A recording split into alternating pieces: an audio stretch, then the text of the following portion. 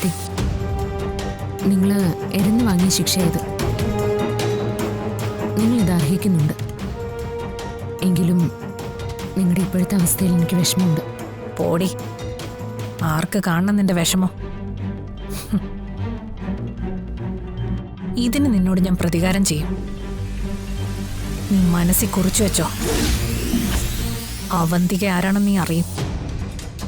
അതിപ്പോ ഇവിടെ എല്ലാവർക്കും മനസ്സിലായി കഴിഞ്ഞല്ലോ.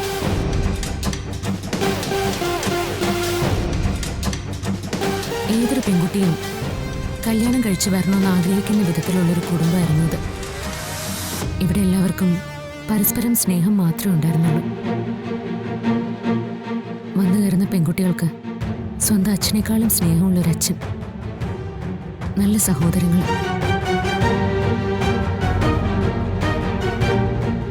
ഇതുപോലൊരു വീട് എവിടെ കിട്ടാനാ? ആ സ്നേഹ വീട്ടിലേക്കാ നിങ്ങൾ വിഷം കോരി ഒഴിച്ചത്. സച്ചിയുടെ ഭാര്യയായി ഈ വീട്ടിലേക്ക് ഞാൻ ആദ്യം കയറി വരുമ്പോൾ ഞാൻ ഏറ്റവും വലിയ തണലായി കണ്ടിരുന്നത് ഏട്ടത്തിയമ്മയായ നിങ്ങളായിരുന്നു. മനസ്സിലൊരല്പം നന്മ ഉണ്ടായിരുന്നെങ്കിൽ ഞങ്ങളുടെയൊക്കെ ഏട്ടത്തിയമ്മയെ ഒരു റാണിയെ പോലെ നിങ്ങൾക്ക് ഇവിടെ വാഴാമായിരുന്നില്ലേ? സ്വന്തം പ്രവൃത്തിയുടെ ദോഷം അതുകൊണ്ടാ ഇപ്പൊ നിങ്ങൾക്കെല്ലാം നഷ്ടപ്പെടുന്നത്. അതിന് മറ്റാരും ഉത്തരവാദിയല്ല.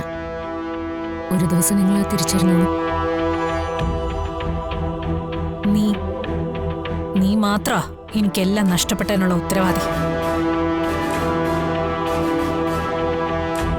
ഇതിന് നിന്നോട് എനിക്ക് പ്രതികാരം ചെയ്തേ പറ്റൂ. പ്രതികാരം? ഇത്രയും നാളും ആ ചിന്ത മാത്രമല്ലേ ഉണ്ടായിരുന്നുള്ളൂ മനസ്സിൽ. എന്നിട്ട് എന്ത് നേടി? എടുത്തി, സ്നേഹവും നന്മയൊക്കെ വൺ വേ അല്ല.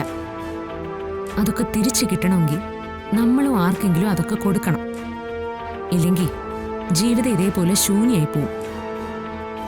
എനിക്ക് നിങ്ങളോട് സഹതാപം മാത്രമേ ഉള്ളൂ. ഇനി ഒരു വാക്ക് മാത്രമേ ബാക്കിയുള്ളൂ. Good bye.